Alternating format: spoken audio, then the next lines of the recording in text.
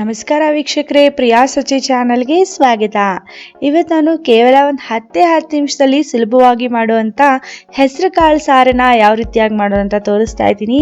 ಇದನ್ನು ನಾವು ಹೆಸರು ಕಾಳು ಆಮಟಿ ಅಂತ ಕೂಡ ಕರಿತೀವಿ. ತುಂಬಾ ಸೊಗಸಾಗಿರುತ್ತೆ. ಅನ್ನ, ಜೋಳದ ರೊಟ್ಟಿ, ಚಪಾತಿ, ಮುದ್ದೆ ಜೊತೆಗೆ ತುಂಬಾ ಚೆನ್ನಾಗಿರುತ್ತೆ. ಬನ್ನಿ ಇದನ್ನು ಯಾವ ರೀತಿಯಾಗಿ ಮಾಡೋದಂತ ನಾವೀಗ ನೋಡ್ಕೊಳ್ಳೋಣ. ಇದನ್ನು ಮಾಡೋದಕ್ಕೆ ನಮಗೆ 1 ಕಪ್ಪಷ್ಟು ಹೆಸರು ಕಾಳು ಬೇಕಾಗುತ್ತೆ. ಇದನ್ನು ನೆನೆ ಇಡೋ ಅವಶ್ಯಕತೆ ಏನಿಲ್ಲ. ಮೊದಲಿಗೆ ಚೆನ್ನಾಗಿ ಆರಿಸಿ ಚೆನ್ನಾಗಿ ನೀರಲ್ಲಿ ತೊಳೆದು ಇಟ್ಕೊಂಡ್ಬಿಟ್ಟು ಇದನ್ನು ಕುಕ್ಕರಲ್ಲಿ ಹಾಕಿ ಬೇಯಿಸ್ಕೊಳ್ಬೇಕಾಗುತ್ತೆ. ನಾನು ಚೆನ್ನಾಗಿ ಆರಿಸಿ ಇಟ್ಕೊಂಡಿದ್ದೀನಿ. ಈಗ ಹೆಸರು ಕಾಳನ್ನು ಚೆನ್ನಾಗಿ ತೊಳೆದಿದ್ದೀನಿ ಕೂಡ. ಈಗ ಈ ಹೆಸರು ಕಾಳನ್ನು ನಾನು ಒಂದು ಕುಕ್ಕರ್ಗೆ ಹಾಕೊಳ್ತಾ ಇದ್ದೀನಿ.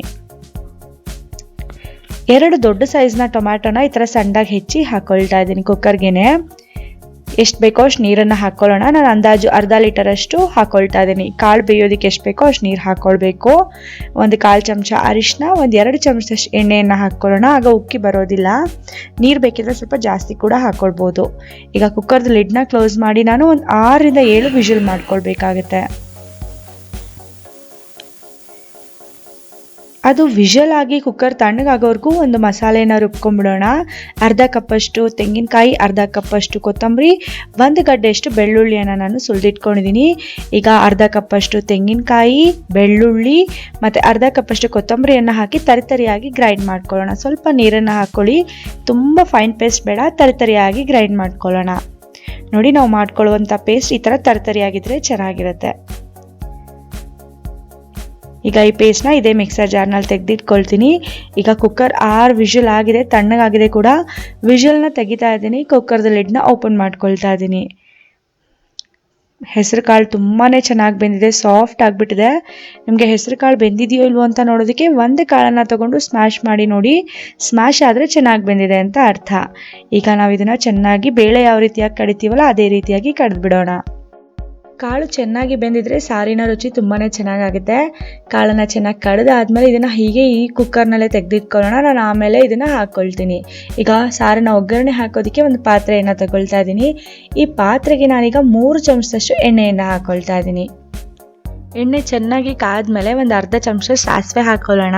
ಸಾಸಿವೆ ಚಟಪಟ ಆದಮೇಲೆ ಕೆಲವು ಕರಿಬೇವು ಎಲೆಗಳನ್ನ ಕೂಡ ಹಾಕ್ಕೊಳ್ಬೇಕಾಗುತ್ತೆ. ಕರಿಬೇವಿಂದ ತುಂಬ ಒಳ್ಳೆ ಫ್ಲೇವರ್ ಬರುತ್ತೆ. 1/4 ಚಮಚದಷ್ಟು ಇಂಗನ್ನು ಕೂಡ ಹಾಕ್ಕೊಳ್ಬೇಕಾಗುತ್ತೆ. ಇವೆಲ್ಲ ಹಾಕಿದ್ಮೇಲೆ ಒಂದು 2 ಸೆಕೆಂಡ್ಗಳ ಕಾಲ ಚೆನ್ನಾಗಿ ಫ್ರೈ ಮಾಡ್ಕೊಳ್ಳೋಣ. ಈಗ ನಾನು 1 ಈರುಳ್ಳಿಯನ್ನು ತೆಳ್ಳಗೆ ಈ ಥರ ಸ್ಲೈಸ್ ಮಾಡಿ ಹಾಕ್ಕೊಳ್ತಾ ಇದ್ದೀನಿ. ಈಗ ಈರುಳ್ಳಿಯನ್ನು ಕೂಡ ನಾವು ಒಂದು 2 ನಿಮಿಷಗಳ ಕಾಲ ಚೆನ್ನಾಗಿ ಫ್ರೈ ಮಾಡ್ಕೊಳ್ಬೇಕಾಗುತ್ತೆ. ಈರುಳ್ಳಿಯನ್ನು ಚೆನ್ನಾಗಿ ಒಂದು 2 ನಿಮಿಷಗಳ ಕಾಲ ಫ್ರೈ ಮಾಡಿ ಆದಮೇಲೆ ಈಗ ಇದಕ್ಕೆ ನಾನು 1 ಚಮಚದಷ್ಟು ಅಚ್ಚ ಪುಡಿ ಹಾಕ್ಕೊಳ್ತೀನಿ. 1 ಚಮಚದಷ್ಟು ಅಚ್ಚ ಪುಡಿ ಜೊತೆಗೆ 1 ಚಮಚದಷ್ಟು ಮಸಾಲೆ ಖಾರವನ್ನು ಹಾಕ್ಕೊಳ್ಬೇಕಾಗುತ್ತೆ. ಈ ಮಸಾಲೆ ಖಾರವನ್ನು ಉತ್ತರ ಕರ್ನಾಟಕದಲ್ಲಿ ಎಲ್ಲರ ಮನೆಯಲ್ಲಿ ಮಾಡಿರ್ತಾರೆ. ಇದರ ರೆಸಿಪಿ ಕೂಡ ನಾನು ವಿಡಿಯೋದಲ್ಲಿ ಹಾಕಿದ್ದೀನಿ. ಅದರ ಲಿಂಕ್ನ ಡಿಸ್ಕ್ರಿಪ್ಷನ್ ಹಾಕಿರ್ತೀನಿ, ನೋಡ್ಕೊಳ್ಳಿ. ಮಸಾಲೆ ಖಾರ ಇಲ್ಲ ಅಂದರೆ ಅರ್ಧ ಚಮಚದಷ್ಟು ಗರಂ ಮಸಾಲ ಪುಡಿಯನ್ನು ಹಾಕ್ಕೊಳ್ಳೋಣ. ಅದಾದಮೇಲೆ 1 ಚಮಚದಷ್ಟು ಉಪ್ಪನ್ನು ಹಾಕ್ಕೊಳ್ಬೇಕಾಗುತ್ತೆ. ಉಪ್ಪು, ಮಸಾಲೆ ಖಾರ ಮತ್ತು ಅಚ್ಚ ಖಾರದ ಪುಡಿ 3 ಹಾಕಿದ್ಮೇಲೆ ಚೆನ್ನಾಗಿ ಮಿಕ್ಸ್ ಮಾಡ್ಕೊಳ್ತಾ 1 ನಿಮಿಷ ಫ್ರೈ ಮಾಡ್ಕೊಳ್ಳೋಣ. ಇದಾದಮೇಲೆ ಈಗ ತಾನೇ ಗ್ರೈಂಡ್ ಮಾಡಿ ಇಟ್ಕೊಂಡಿದ್ದಲ್ಲ ತೆಂಗಿನಕಾಯಿ, ಬೆಳ್ಳುಳ್ಳಿ ಮತ್ತು ಕೊತ್ತಂಬರಿ ಸೊಪ್ಪು, ಆ ಪೇಸ್ಟ್ನ ಹಾಕ್ಕೊಳ್ತಾ ಇದ್ದೀನಿ. ಪೂರ್ತಿ ಮಸಾಲ ಪೇಸ್ಟ್ನ ಹಾಕ್ಕೊಂಡ್ಬಿಡೋಣ. ಆಮೇಲೆ ಮಿಕ್ಸರ್ ಜಾರಲ್ಲಿ ಉಳಿದಿದ್ದನ್ನ ತೊಳೆದ್ಬಿಟ್ಟು ಹಾಕ್ಕೊಳ್ಬೋದು. ಈಗ ಎಷ್ಟು ಬೇಕೋ ಅಷ್ಟು ನೀರನ್ನು ಹಾಕ್ಕೊಳ್ಳೋಣ. ಸ್ವಲ್ಪ ನೀರು ಹಾಕಿ ಮಿಕ್ಸ್ ಮಾಡ್ಕೊಳ್ತಾ ಫ್ರೈ ಮಾಡ್ಕೊಳ್ಳೋದ್ರಿಂದ ಮಸಾಲೆ ಹೊತ್ತೋದಿಲ್ಲ. ಹಾಗಾಗಿ ಸ್ವಲ್ಪ ನೀರು ಹಾಕ್ಕೊಂಡಿದ್ದೀನಿ. ಈ ಮಸಾಲೆನ ಕೂಡ ಚೆನ್ನಾಗಿ 1-2 ನಿಮಿಷಗಳ ಕಾಲ ಫ್ರೈ ಮಾಡ್ಕೊಳ್ತಾ ಹೋಗಬೇಕು. ಈ ಮಸಾಲೆನ 2 ನಿಮಿಷ ಫ್ರೈ ಮಾಡಿದ್ಮೇಲೆ ಮೇಲೆ ಅದು ಎಣ್ಣೆ ಬಿಡೋದಕ್ಕೆ ಸ್ಟಾರ್ಟ್ ಆಗುತ್ತೆ. ಆಗ ಅದು ಚೆನ್ನಾಗಿ ಫ್ರೈ ಆಗಿದೆ ಅಂತ ಅರ್ಥ. ಆಗ ನಾವು ಬೇಯಿಸಿಟ್ಕೊಂಡಿರೋ ಹೆಸರು ಕಾಳನ್ನು ಹಾಕ್ಕೊಳ್ಬೇಕಾಗುತ್ತೆ.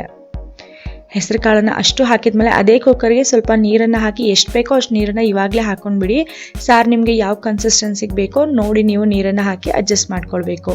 ಈಗ ಒಂದ್ಸಲ ಎಲ್ಲವನ್ನು ಸೇರಿಸಿ ನಾವು ಚೆನ್ನಾಗಿ ಮಿಕ್ಸ್ ಮಾಡ್ಕೊಳ್ಳೋಣ.